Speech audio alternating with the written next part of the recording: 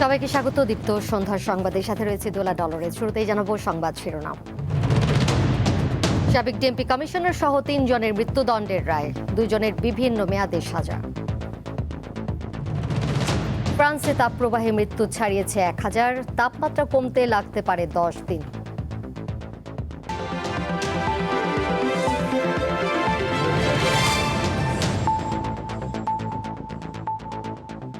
জুলাই গণ অভ্যুত্থানের রাজধানীর রামপুরায় একটি ভবনের কার্নিশে ঝুলে থাকা এক তরুণকে গুলি এবং 2 জনকে হত্যার ঘটনায় মানবতাবিরোধী অপরাধ মামলার রায় দিয়েছে আন্তর্জাতিক অপরাধ ট্রাইব্যুনাল।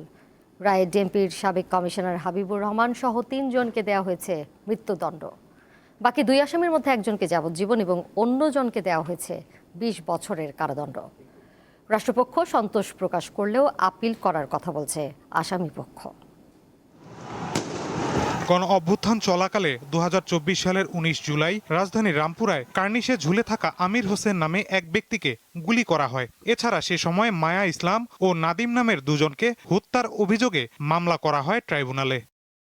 গত 15 জুন মামলার বিচার শেষে রায়ের জন্য অপেক্ষমান রাখা হয়। আন্তর্জাতিক অপরাধ ট্রাইব্যুনাল 1 এর চেয়ারম্যান বিচারপতি গোলাম মুর্তুজা মজুমদারের নেতৃত্বে গঠিত 3 সদস্যের বিচারিক প্যানেল সকালে রায় ঘোষণা করে। রায়ের আগে মামলার গ্রেপ্তার একমাত্র আসামি চঞ্চল চন্দ্র সরকারকে আদালতে হাজির করা হয়।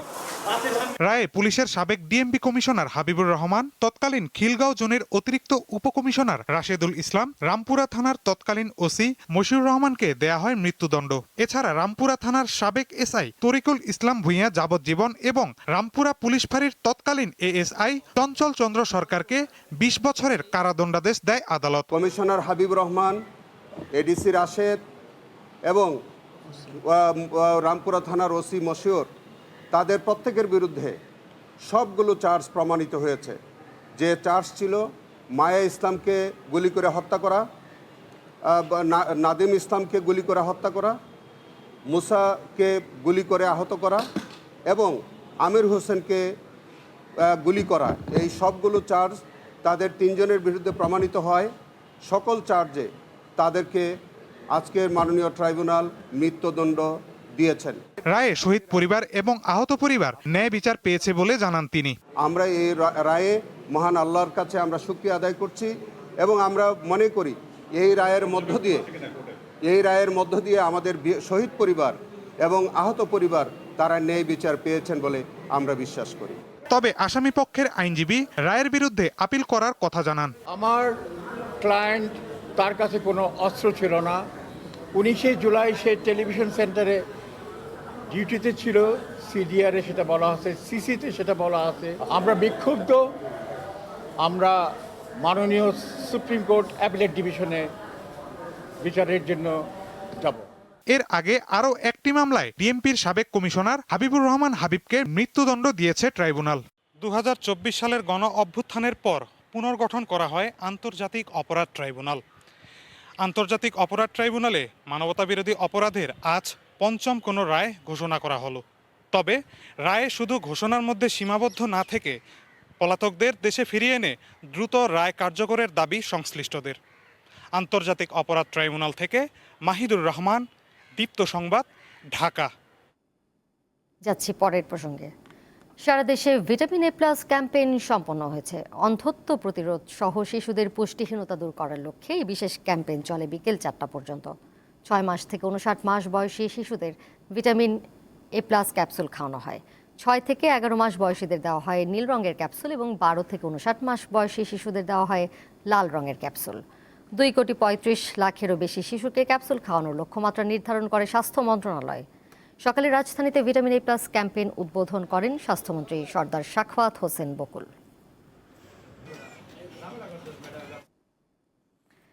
প্রধানমন্ত্রী তারেক রহমান আজ বাংলাদেশ মহাকাশ গবেষণা ও দূর অনুধাবন প্রতিষ্ঠান স্পার্সও পরিদর্শন করেছেন। সকাল 9টা 15 রাজধানীর শেরেবাংলা নগরে আকস্মিকভাবে স্পার্সোর কার্যালয়ে পৌঁছান প্রধানমন্ত্রী। এ সময় তিনি প্রতিরক্ষা মন্ত্রণালয়ের আওতাধীন এই প্রতিষ্ঠানের কার্যালয় ঘুরে দেখেন। প্রধানমন্ত্রী স্পার্সোর প্রতিটি বিভাগ পরিদর্শন করেন এবং কর্মকর্তা কর্মচারীদের সঙ্গে মতবিনিময় করেন। তারেক রহমান স্পার্সোকে একটি আধুনিক যুগোপযোগী, স্বনির্ভর এবং জাতীয় নিরাপত্তা ও উন্নয়নে কার্যকর অবদান রাখতে সক্ষম মহাকাশ গবেষণা প্রতিষ্ঠান হিসেবে গড়ে তুলতে সংশ্লিষ্টদের নির্দেশ দেন।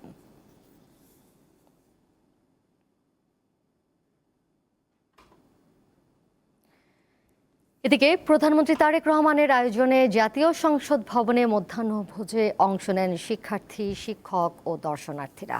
রবিবার সংসদ ভবনের ভিআইপি ক্যাফেটেরিয়ায় এই আয়োজন করা হয়। এতে কানাডিয়ান ইউনিভার্সিটি অব বাংলাদেশ, গণস্বাক্ষরতা অভিযানের সহযোগী সংস্থা সুরভি এবং তেজগাঁও কলেজ ডিবেটিং সোসাইটির শিক্ষার্থী, শিক্ষকরা অংশ নেন। এ সময় প্রধানমন্ত্রী শিক্ষার্থীদের খোঁজ খবর নেন। তিনি বলেন, পড়াশোনার পাশাপাশি খেলাধুলা ও সহশিক্ষা কার্যক্রমেও গুরুত্ব দিতে হবে। নিজেদের দক্ষ, যোগ্য, দায়িত্বশীল নাগরিক হিসেবে গড়ে তুলতে হবে। মধ্যাহ্নভোজ শেষে শিক্ষার্থীরা সংসদ সচিবালয়ের বিভিন্ন কার্যক্রম ঘুরে দেখেন এবং সংসদের লাইব্রেরি পরিদর্শন করেন। পরে অধিবেশন কক্ষে সংসদের কার্যক্রম প্রত্যক্ষ করেন তারা।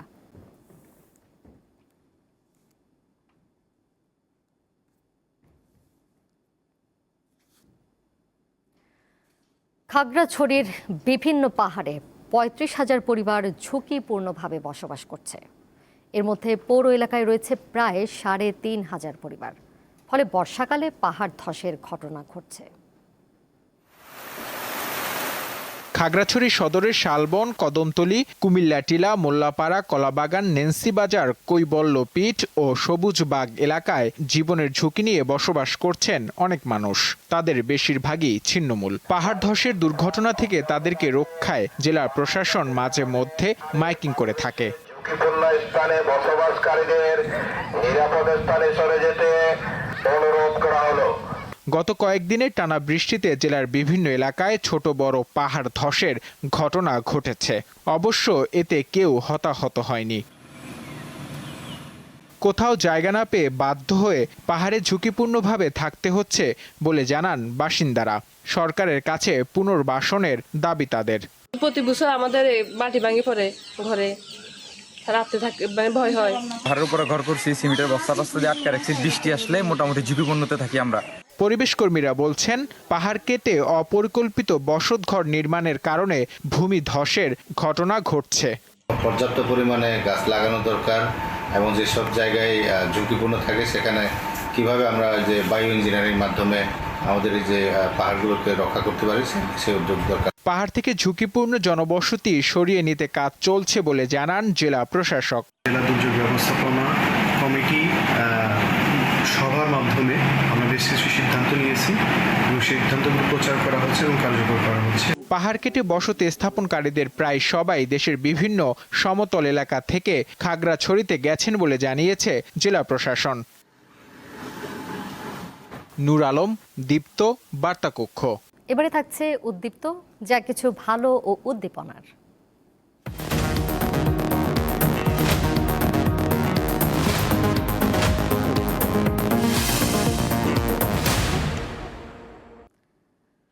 রংপুরের লাবণ্য আক্তার মণি 6 মাস আগেও শহরের বিভিন্ন স্থানে তিনি ভিক্ষা করতেন। সেই পথ ছেড়ে এখন নতুন স্বপ্ন দেখছেন তৃতীয় লিঙ্গের লাবণ্য। তিনি এখন সফল মুদি দোকানি। 2016 সালে তৃতীয় লিঙ্গের পরিচয় পাওয়ায় বাসা থেকে বের করে দেয়া হয় লাবণ্যমণিকে। হতাশা আর বুক ভরা কষ্ট নিয়ে চলে আসেন রংপুর শহরে। সেখানেই দেখা হয় অন্যদের সাথে। তাদের সাথেই ভিক্ষাবৃত্তি করে কেটে যায় 10 বছর। তবে আর ভিক্ষাবৃত্তি নয়, অন্যদের মতো বাঁচতে চান লাবণ্য। হিজরা সম্প্রদায়ের সহযোগিতায় 3 মাস আগে গড়ে তোলেন মুদি দোকান। যাতে এই দোকানটা দিয়ে আমি ভালো কোনো কিছু করে দেখাতে পারি এই সমাজের মানুষকে। অভিশাপটা আমাদের জীবনে লেগে আছে, যাতে ওটার দ্বিতীয়বার কখনো আমার জীবনে না আসে। অদম্য ইচ্ছাশক্তি আর ভালোবাসায় মুদি দোকান নিয়ে স্বপ্ন পূরণ করার পাশাপাশি বাকি সঙ্গীদেরও নিজেকে বদলানোর বার্তা দিচ্ছেন তিনি। আজকে আমি লাবণ্য সব ছেড়ে যেমন কর্মমুখী হয়েছি, আজকে যদি আমার পাশে দাঁড় হয় 10 জন, তখন কিন্তু ওটা দেখবে আমার আরো 10টা বোনেরা, 10টা মায়েরা। দেখার পর কি হবে, ওদের মনে কিন্তু সাহস জাগবে। রংপুর নগরীর রেলওয়ে কলোনিতে মুদি দোকান নিয়ে সাড়া ফেলেছেন লাবণ্যমণি। আমরা লাবণ্য আপাকে দেখছি এখানে খুব সুন্দরভাবে, মনে করে এখানে আমাদেরকে বলতেছে, ভাই আমি এখানে একটা দোকান করব, দোকান করিয়ে এখানে ব্যবসা প্রতিষ্ঠান করি আমি খাবো। এখন উনি এসব থেকে বের হয়ে নিজের একটা ছোটোখাটো ব্যবসা প্রতিষ্ঠান দিয়েছেন। হ্যাঁ, এতে শুধু আমি না, আমাদের এলাকার অনেকে অনেক খুশি। আগে যে তালি দিছে তালি, আর এনকে তো তালি নাই, এনকে তালি ছাড়া এটা কত ভালো হয়েছে। ভিক্ষাবৃত্তি ছেড়ে সফল ব্যবসায়ী হওয়ায় লাবণ্যমণি তৃতীয় লিঙ্গের জন্য অনুপ্রেরণার। সাদিয়া চৌধুরী, দীপ্ত, বার্তাকক্ষ। এবার আন্তর্জাতিক প্রসঙ্গ। ইউরোপ জুড়ে চলমান তাপপ্রবাহে ফ্রান্সের মৃতের সংখ্যা 1000 ছাড়িয়েছে। দেশটির জনস্বাস্থ্য সংস্থার বরাতে বার্তা সংস্থা রয়টার্স জানিয়েছে মৃতের সংখ্যা আরও বাড়তে পারে।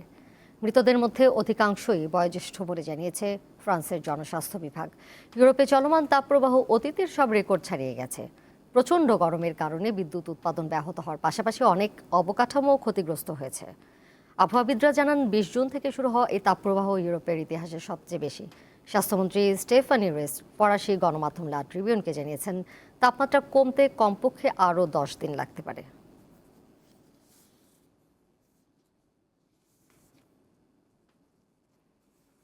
ভেনেজুয়েলায় ভূমিকম্পে নিহতের সংখ্যা বেড়ে 1430 জনে দাঁড়িয়েছে। 50,000-এরও বেশি মানুষ নিখোঁজ রয়েছেন। ধ্বংসস্তূপে নিচে আটকে পড়া লোকজনকে খুঁজে বের করতে মরিয়া চেষ্টা চালাচ্ছে উদ্ধারকর্মীরা। সাধারণ মানুষও উদ্ধার কাজে অংশ নিচ্ছে। উদ্ধার কাজ চলাকালে শুক্রবার পুনরায় 4.9 মাত্রার ভূমিকম্প হলে উদ্ধারকর্মী সহ সবাই আতঙ্কিত হয়ে পড়েন। সবচেয়ে বেশি ক্ষতিগ্রস্ত কিছু এলাকায়, বিশেষ করে লাগুইরা রাজ্যে ভারী যন্ত্রপাতির অভাব এবং ত্রাণ কার্যক্রমে ধীরগতির কারণে ক্ষোভ ও হতাশা বাড়ছে। ভেনেজুয়েলার সরকারি তথ্য অনুযায়ী শক্তিশালী জোড়া ভূমিকম্পের পর 172 জন এখনও ধ্বংসস্তূপে আটকা পড়ে আছেন। জাতিসংঘের অনুমান জোড়া ভূমিকম্পের কারণে প্রায় $670 কোটি প্রত্যক্ষ ক্ষতি হয়েছে দেশটির।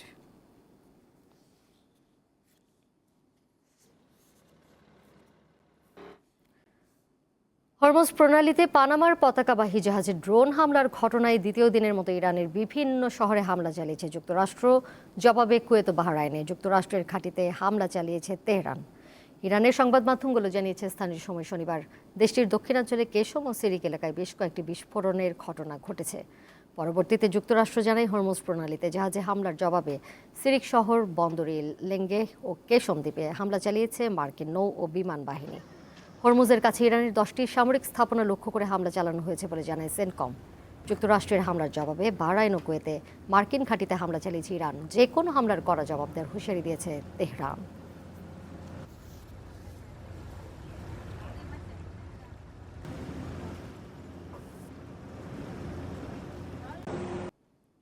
এর সাথে শেষ করব দীপ্ত সন্ধ্যার সংবাদ। যাবার আগে শিরোনামগুলো জানিয়ে দিব আরও একবার। সাবেক ডিএমপি কমিশনার সহ 3 জনের মৃত্যুদণ্ডের রায়, 2 জনের বিভিন্ন মেয়াদের সাজা।